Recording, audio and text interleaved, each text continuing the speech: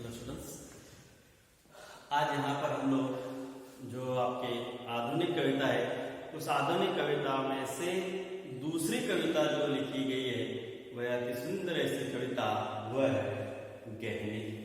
तो गहने इस कविता के कवि है, मूल कवि जो है वह कुवेंपु है, जो कि कन्नड़ साहित्य के श्रेष्ठ कवि माने जाते हैं।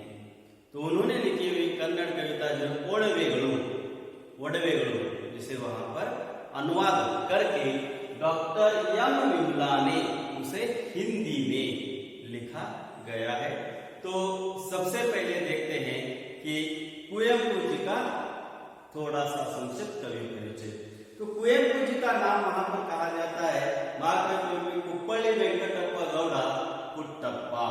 तो वे आधुनिक कन्नड़ साहित्य के सुप्रसिद्ध कवि एवं साहित्यकार माने जाते हैं। तो साहित्य की विधा में, कन्नड़ साहित्य की विधा में कुवेंपु जी ने ऐसा विधा ऐसी कोई बात नहीं जो उन्होंने लिखी न हो, चाहे वहां पर कविताएं हो, चाहे वहां पर कहानी हो, उपन्यास हो, नाटक हो, बाल साहित्य हो, तो सब कुछ वहां पर लिखा गया है।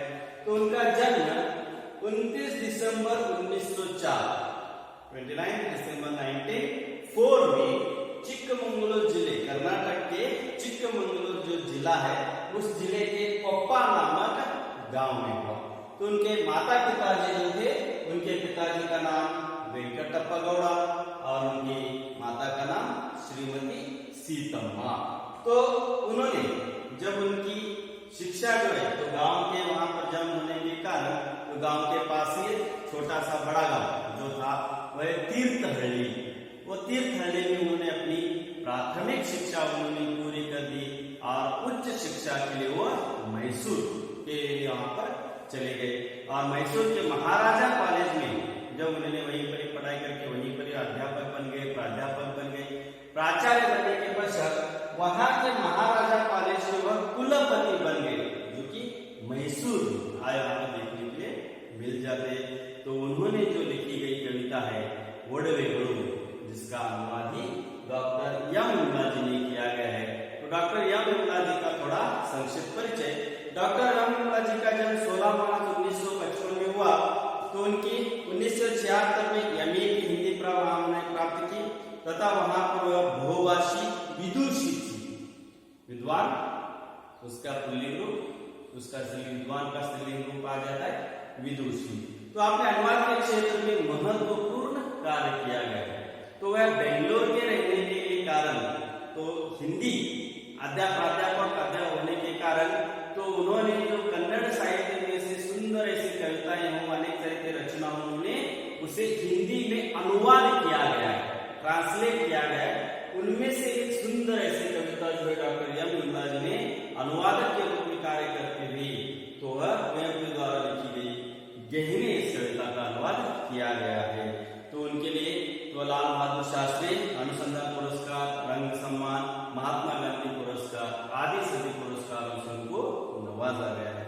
तो यहाँ पर यह कविता जो है, यह कविता एक माता और एक बेटी, यानी माँ और बेटी दोनों का संभाषण यहाँ पर देखने के लिए मिल जाता है। जो माँ अपने बेटे के प्रति वहां पर बेटी के प्रति व्यक्त करती, उसी तरह बेटी अपने माँ से वहां पर कुछ कहना चाहती है। तो देखते हैं कि उसमें वहां पर अनुवादक डॉक्टर एम विमला जी ने वडवेगळु को किस तरीके से वहां पर ट्रांसलेट करते देखने के लिए मिल जाते हैं। तो यहाँ जिस तरीके से छोटे बच्चे आमतौर पर घर में या घर के आसपास जो वहां पर छोटे बच्चे देखने के लिए मिल जाते, 3-4 या 4-5 साल के बच्चे होते, वह हमें अपने ही जीवन, अपने ही जगत में जीवन वहां पर बिताते रहते हैं। न वहां पर उनको सजने संवरने न धरने की वहां पर अच्छा होती, आकांक्षा होती है, लेकिन फिर भी जो बड़े लोग होते हैं उनको सुंदर देखने के लिए नए नए तरीके से उनके ऊपर जो बातें, उनके ऊपर अनेक तरीके से जो कार्य होता है, ड्रेस हो, अनेक तरीके से ऑर्नामेंट्स हो, वह बताते हैं, लगाते हैं या उनको सुंदर देखने के लिए कार्य करते हैं। तो पहले देखते हैं कि किस तरीके से वहां पर कविता का अनुवाद किया गया है। सोने के गहने क्यों कर तकलीफ देते हैं, नहीं चाहिए माँ। रंगीन कपड़े क्यों कर माँ, मिट्टी में खेलने नहीं देते माँ। तो यहाँ पर यह पहला पैराग्राफ जो है, पहला स्टांजा जो है, यह बेटी अपने माँ से कह रही है। बेटी जो है अपने माँ से कह रही है, कहते कि सोना, सोने यानी गोल्ड, स्वर्ण। तो स्वर्ण के गहने, गहने यानी ऑर्नामेंट्स, जो हम लोग पहना जाता है गले में, कान में, हाथ में, वहां पर पहनते हैं। ताकि क्यों कर माँ, तो माँ जब अपने बेटी को सोने से अलंकृत करती है, सोने से वहां पर सज धज कर वहां पर उसे सजाने की कोशिश करती है, तो वह बेटी, यह सब बेटी यहाँ पर अपने माँ से कह रही है कि सोने के गहने क्यों कर माँ। तो कहते तकलीफ देते हैं, नहीं चाहिए माँ। तकलीफ, यहाँ पर दर्द हो या उनके लिए अच्छा वहां पर न लगता हो। तकलीफ किस बात की, अब बड़े होते जो कि हमें देखने के लिए मिल जाते हैं, जब युवावस्था में आ जाते हैं या महिला वर्ग वहां पर देखने के लिए मिल जाते हैं, सोने पहनना उनके लिए बहुत ही सुंदर लगता है। वो अपने आप को सजने संवरने वहां पर लगते हैं, पहनकर अनेक लोगों को अनेक तरीके दिखाया जाता है। तो कौन कौन से गहनों को पहना है बताते हैं। लेकिन यहाँ पर यह बात जो चल रही है, बहुत ही छोटी, जो छोटी बच्ची होती है, वह कहती है कि सोने के गहने अगर तुम मुझे पहनाओगी तो मुझे तकलीफ होगी। तकलीफ यानी अगर किसी भी तरीके से हार को पहनाएगा तो हार जो कोमल सी नाजुक सी त्वचा जो होती है उनकी शरीर, तो उसे वह चुभने लग जाती है। अब चुभने के कारण तो उसे तकलीफ होती है, और तकलीफ होने के कारण वहां पर नहीं जाए। अब सोने के गहने अगर किसी को, छोटे बच्ची को पहनाया गया, तो पहनने के बाद उनको तो घर से बाहर छोड़ नहीं दिया जाता। ठीक है, मैंने पहना है घर में, चलो हम लोग बाहर बाजार में घूम कर आएंगे, तो उनको घर से बाहर निकलने के लिए नहीं दिया जाता, क्योंकि उन्होंने अपने शरीर पर, छोटे बच्चे अपने शरीर पर सोने के गहने वहां अपने पहने हुए। इस कारण से सिर्फ जिस तरीके से एक जो वहां पर डॉल होती है, तो उसे वहां जिस तरीके से सजा कर रखा जाता है, गुड़िया, तो उस गुड़िया को सजाकर एक कमरे में वहां पर कोने में रखा जाता है। उसी तरह इस बच्ची को भी ऐसा लगता है कि मुझे भी अगर गहनों को पहनाओगी, तो गहने पहनने के कारण मुझे कहीं बाहर तुम नहीं छोड़ोगी, मुझे एक ही जगह पर किसी कमरे में या घर में ही तो मुझे बंद करके रख दोगी। यह बात जो है वह लड़की, छोटी बच्ची अपनी माँ से कहती है कि मुझे गहने क्यों कर माँ, मुझे बहुत ही तकलीफ देते हैं, मुझे बाहर नहीं जाने देती। अब दूसरे इसके वहां पर बताते हैं रंगीन कपड़े।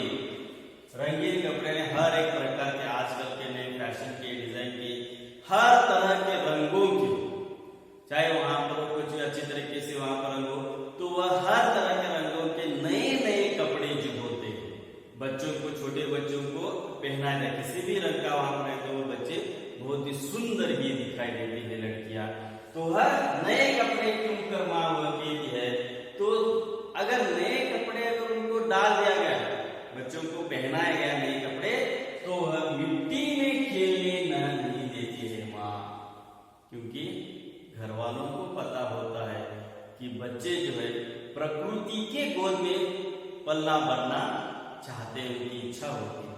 अब वहां पर 4-5 साल का लड़का या लड़की हो, लड़की देखने के लिए मिल जाते, बाहर 2-4 लोग या 2-4 बच्चे उन्हीं की उम्र के, कम ज्यादा उम्र के बाहर खेल रहे हैं, तो उनको खेलते देख उस छोटी बच्ची को रहा नहीं जाता, उसे वहां घर में से कब मैं जाऊं और उनके साथ खेलूं।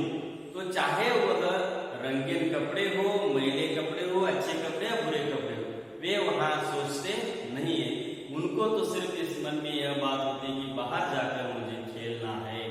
अब जहां बाहर जाके अब जिस जगह पर वह खेलते हैं, चाहे वह वहां पर मिट्टी हो, गंदगी यहाँ पर गंदा वहां पर जगह हो, या वहां पर पूरी तरीके से रोड हो, रोड पर वहां पर मिट्टी यह सब वहां पर फैली हुई, जिससे वहां पर कपड़े जो है गंदे हो जाते हैं। तो यहाँ पर जब माँ अपने बच्चों को नए कपड़े पहनाती है, नए कपड़े पहनाकर जब वो अपनी सुंदर सी बेटी जब उसको गुड़िया लगती है, तब गुड़िया लगने के बाद वह नहीं चाहती कि वह कपड़े गंदे हो, क्योंकि उसे वह बाहर खेलने के लिए नहीं छोड़ती, वो उसे घर पर ही रख देती है। इस कारण कवि बच्चों को वहां पर प्रकृति की गोद में खेलने के लिए, सहज रूप से जीवन बिताने के लिए आकांक्षा को सुंदर रूप से यहाँ पर व्यक्त करते हैं। सर, तो बच्चों को वहां पर ड्रामेटिक यानी नाटकीय रूप से कुछ करने के लिए नहीं आता, क्योंकि बच्चे जो होते हैं वो अपने मन के सच्चे जिसे कहा जाता है, जो उनके मन में आता है वह करते, चाहे आप लोग कितने भी ज्यादा, बहुत ही ज्यादा कीमती के अगर आप लोग उनको कपड़े पहनाए गए और उनको कह दिया गया कि आप यहीं पर ही बैठना है, लेकिन बच्चे नहीं सुनते। उनको जो करना है, खेलना है, घर में ही हो बाहर हो, वह जाकर वो खेल के कपड़ों को गंदा मैला करके ही रहते। तो यहाँ पर बेटी पहले कहती कि सोने के गहने पहनने से उसे तकलीफ होती है, क्योंकि उसे बाहर नहीं छोड़ दिया तो वो चूटने लग जाते हैं, उसे एक ही जगह पर बैठना होता है। दूसरी बात वहां पर कहती है कि रंगीन कपड़े क्यों कर मां, अगर रंगीन कपड़े मैंने पहना तो तुम मुझे मिट्टी में खेलने नहीं दोगी। अब यह जो प्रश्न जो है वह बेटी माँ से जब कहती है, माँ से जब बताती है, जब यह करने के पश्चात अब माँ का उत्तर क्या है? माँ अपनी बेटी को वहां पर क्या कहती है? वह कहती है ताकि दिखाई दो सुंदर, ताकि दिखाई दो सुंदर, बहुत ही सुंदर यूं कहती हूँ। अब वहां हर एक माँ जो है अपनी बेटी के लिए जो वहां पर नए कपड़े, नए ऑर्नामेंट्स, नए सोने की गहने वहां पर जब पहनाती है तो उसे लगता है कि मेरी बेटी ही बहुत ही सुंदर दिखे, बहुत सुंदर, इसीलिए मैं जो है तुम्हें कपड़े और गहने पहनाना चाहती हूँ। लेकिन जो छोटी बच्ची जो है उसके मन में यह भाव आ जाता है कि वह बहुत ही सुंदर, यह प्रश्न इसके जहाँ पर जब कहती है, माँ उसे बताती है कि मुझे सुंदर, तुम सुंदर दिखना चाहिए, इसका उत्तर इतना सुंदर तरीके से वह देती है। वह कहती है सुंदर लगे किसको कहो माँ। अब सुंदर दिखना है, तुम चाहती हो कि मैं सुंदर दिखूं, मैं बहुत सुंदर दिखूं, लेकिन सुंदर दिखना है किसे माँ? अब यहाँ पर मैं अगर यहाँ पर सच का संवरता हूं तो किसके लिए? दूसरों के। तो यहाँ पर कहते देखने वाले को लगता है मगर मुझे बनता है बड़ा बंधन।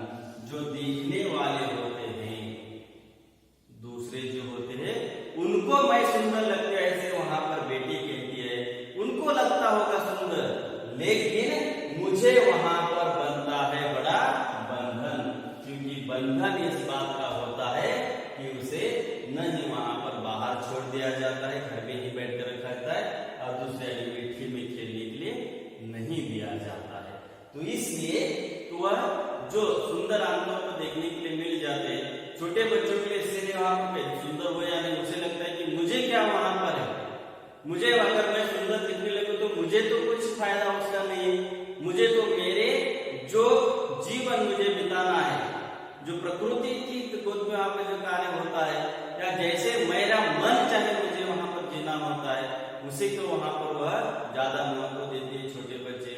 लेकिन यहाँ पर वो कहती है कि यह तो सजना संवरना तो मेरे लिए नहीं, यह तो दूसरों के लिए, दूसरे देखकर मुझे कहते वाह बहुत ही सुंदर दिखाई दे रही है, यह दूसरों के लिए होता है, लेकिन दूसरों के लिए मुझे सजना संवरना यह मुझे बहुत ही बंधन कारक है, मुझे बहुत ही बंधन हो जाता है। ऐसे जो है लड़की जो है माँ को प्रत्युत्तर में उत्तर दे देती है।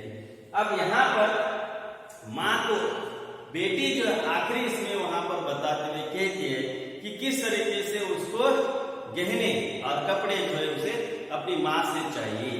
तो वह कहते हैं मेरा यह बचपन, यानी छोटे बच्चों का बचपन, चाहे वहां पर वो मिट्टी में गिरे, चाहे वहां पर कहीं ऊपर से तो वहां पर नीचे कूदते वहां पर आ जाए, चाहे कैसे भी कपड़े पहने, कैसे भी वहां पर रहे, लेकिन यह उनका बचपन है।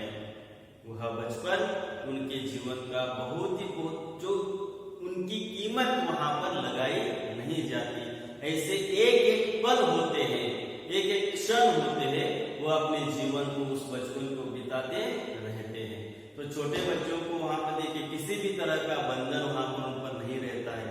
चाहे वो जो कुछ भी उनके मन में आए तो उनको वहां पर हर एक व्यक्ति घर का करने के लिए दिया जाता है। तो वही बचपन जो उनका बचपन है, वह मेरा यह बचपन तुम्हारा मातृत्व यही कहते हैं मेरी माँ।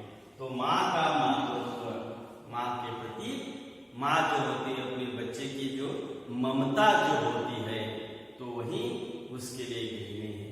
हम तो देखने के लिए मिल जाता है, बाहर कहीं बच्चा अगर गिर गया है, रो गया है, तो वहां पर गिर जाने की बचत रोता है, तो उस रोने की आवाज से माँ को पता चल जाता है कि यह मेरा ही बच्चे रो रही है। तो वह झट से जाकर बाहर उसे देखती है और जाकर जब उसे गले लगाती है, जो उसे ममता भरे प्यार से उसे वहां उठाकर बुला करके हाथ सिर के ऊपर से हाथ के ऊपर से जाकर उसे जब अपने चूमती है, तो वह जो ममतामय है उसे माँ के लिए, माँ से वह यही चाहती कि यही मेरे लिए गहने हैं और मेरा बचपन ये मेरे लिए गहना है। यह सारी बातें वहां पर बताती है।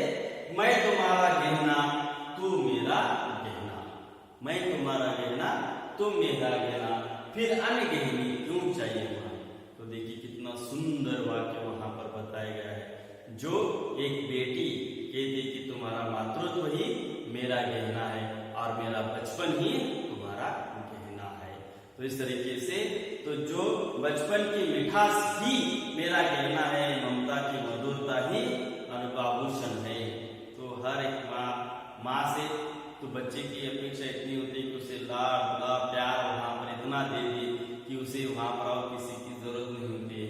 बच्चों के लिए भी यह होती है कि उनमें जो कार्य करते हैं, खेलना हो, कूदना हो, इधर वहां पर जाना हो, जैसे भी कपड़े पहनना हो, तो वही उनका बचपन होता है।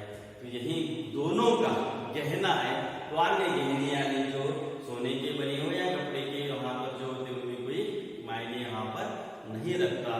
तो यही बात बताती हुई कुएम पूजनी जो ओडवे कन्नड़ कविता दी गई है, तो ही अनुवादक डॉक्टर एम विमला ने बहुत ही सुंदरता से दिया गया है, जो कि एक माता का और एक बेटी का दोनों का संभाषण है, दोनों का गहरा संभाषण यहाँ देखने मिल जाता है। तो यहाँ पर आपकी कविता समाप्त होती है।